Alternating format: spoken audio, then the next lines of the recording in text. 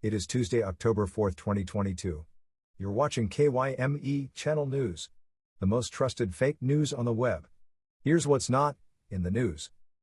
Good evening, I'm Mike Carpenter. While China is training one of the most lethal fighting forces the world has ever known, the United States is dismissing thousands of its finest troops simply for not getting a COVID vaccine. As if our military readiness is not diminished enough, the remainder of America's fighting force are spending their training time learning their pronouns and how to be a transgender, LGBTQIA and equity. In a bold move towards complete wokeness today, the United States Navy announced the appointment of the first openly transparent female impersonator to Rear Admiral. The ceremony was said to be a real drag. In other news, Vice President Kamala Harris tried to clarify statements she made earlier in the week about the hurricane victims' federal relief program, that it will be handled with equity. Here's the Vice President now, let's listen in. So white men are basically screwed in this country right now.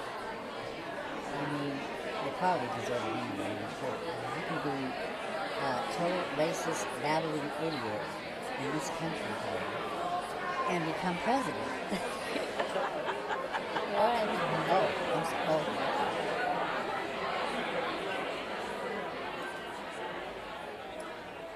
Good evening. As we move into tomorrow and leave behind the adventureland of Hurricane Ian, we take with us the scars from the battle we have been through as a nation. The federal government and the Biden-Harris administration are working closely with the NAACP, NOAA, LGBTQIA, and our friends, the North Koreans, to bring rapid relief to those black and brown lives who suffered losses as a result of Hurricane Ian. Okay, I can first. We are sitting right now. We are setting up the offices of emergency equity relief for disaster victims in the worst locations. Early voting by mail will be available throughout the state. Starting with the lowest income and the darkest on the color chart, federal money is now being printed brand new. It's brand new, so it's fresh. And it's available to anyone who meets the criteria and completes the loan application. Okay, I can first. Affluent areas, that's you rich people, listen up, with high percentage of old white males, will be exempt from receiving federal relief. You have better insurance. Well, it's true. However, wives who are non-white may apply at the end of the line, providing funds are still available. Other qualifiers are subject to change without. Loans will be issued based on economic status, ethnicity, vaccine status, and to all registered Democrats, regardless of status. All other victims must reapply after the next hurricane.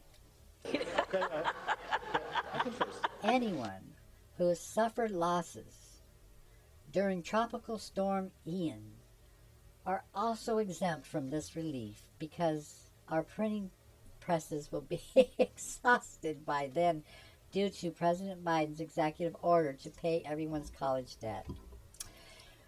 Because of the threat posed by the radical far-right Republicans and the MAGA conservatives, the National Guard will be posted at loan centers to arrest anyone caught. Okay, I can first.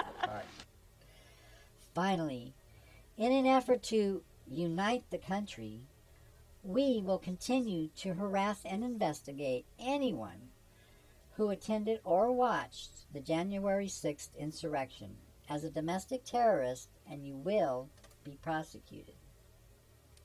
Any questions? Of course, Peter Ducey.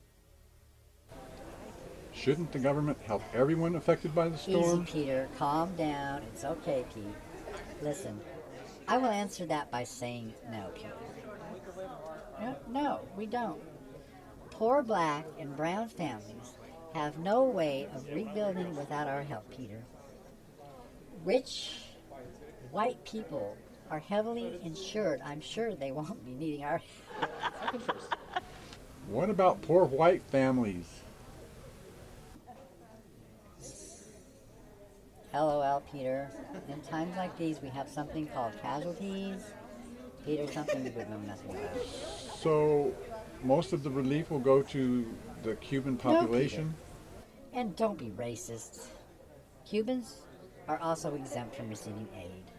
First aid? Any kind of aid, Peter. And I told you, first aid is going by equity, ethnicity. Come on, Peter, get it together, or we'll ask Bill Mnuchin to cover our White House. At least Bill's easy on the eyes, you know.